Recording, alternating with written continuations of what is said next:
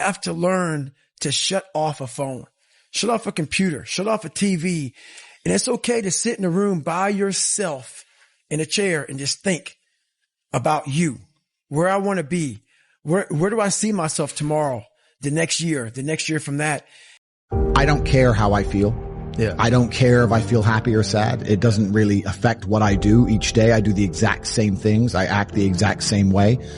I don't care. Yeah. I don't put weight to the significance of the emotion. So I always consider myself a happy person, but if I woke up and I was slightly less happy one day than another, it wouldn't affect anything I do and I wouldn't put any relevance to it. I'm human and that's life.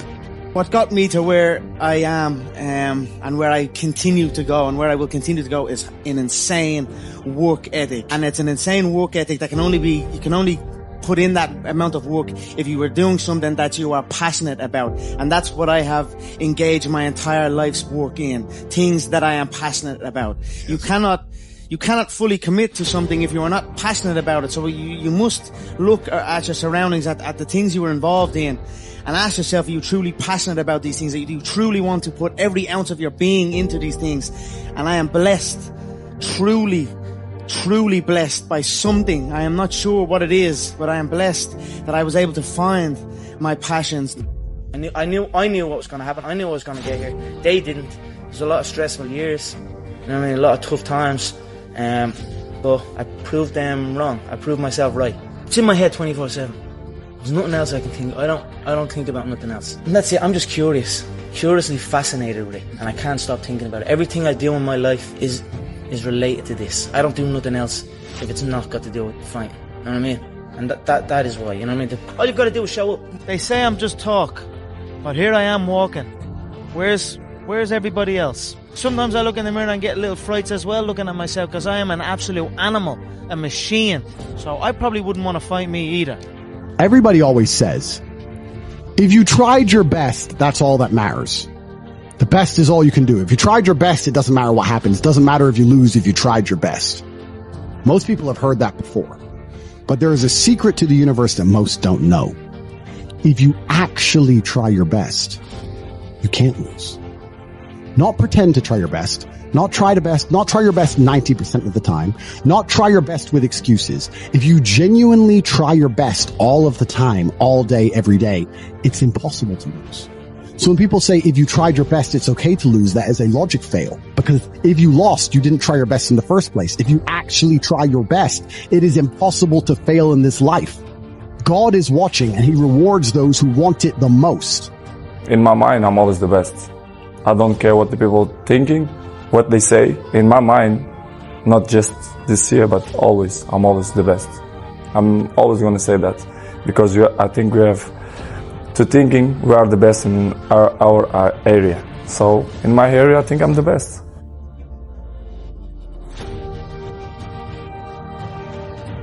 Do you think what makes you different to the others, to the next rung on the ladder, if you like, of very good players, is the dedication level that you put in?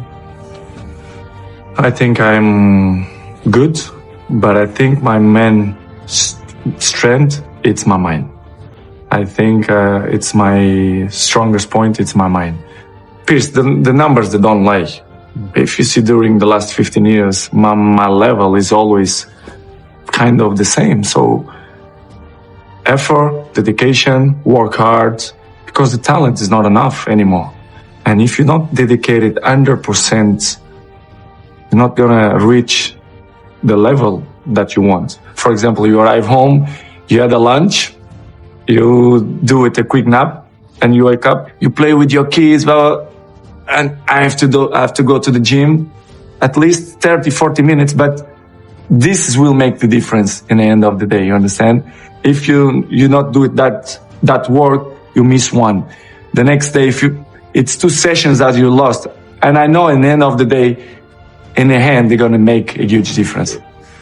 Talent is not enough. I dedicate myself so much that this is part of me. Records is part of me. I don't follow the records. The records follow me, which is different. Are you addicted to winning? Yes, I am. I'm addicted to the success. Maybe sometimes I agree. Maybe I have bad image in the pitch because I'm too serious. I take serious. But if you really know me, if you are my friend, if you live inside to my house, if you share the day with me, you will know that I hate to lose. The people who call me arrogant, most of them, I like, one day to sit with them and to have a chat with them to see which way they see that I am arrogant. Because I think they have to sit with me, to speak with me, to know who is real Cristiano. What's your secret? Because you're showing no signs of slowing down, Cristiano. No secrets. Don't exist secrets. The secret is dedication and hard work, to be able to work 100% all the time.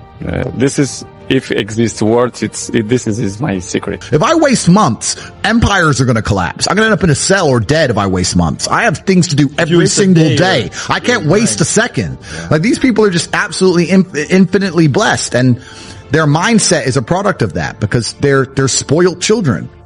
Absolutely spoiled children. If you're going through life with any other mindset besides a hyper competitive one, where you are capable of competing with some of the most dangerous men on the planet in all their forms, me and my network, and also my competitors. If you don't have that mindset, then you have to understand that you are spoiled. Yeah. You're spoiled by your reality, because there's a whole bunch of people out here daily who fail. There are men out here who fail daily, and they have yet to feel the true consequence for it. They fail to go to the gym when they know they should have gone to the gym. They fail because they forgot their keys and it took them 10 minutes to find them. They fail because they replied to a question they got sent on WhatsApp the wrong way. They fail because they didn't smile when they were supposed to. They didn't say please and thank you to that person who helped them. They fail because they didn't say hi to that girl who's looking at them out the corner of their eye. They just fail perpetually. They go through life missing every opportunity and just failing. And somehow we've built a society which is so soft, and God is so giving and so graceful, that they still have a place to eat and somewhere to sleep, and they're still surviving.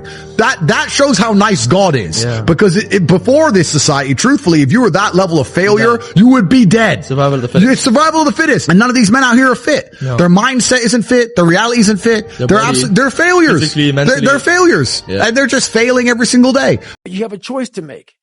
Do you want to sit down and go back to that guy you once were? No. So this is what it takes. It takes that misunderstanding of people, and they'll never get it because they were never David Goggins. So that is what it takes for me to do what I do. It may take you something differently. So for me, everything has to be in the studying. Everything has to be into this. Everything has to be, and everywhere I am, it has to be there. Me, focus where I am. We're not proud of ourselves for the small accomplishments. What we need is this monstrosity of the thing to happen and say, I did it. Nah.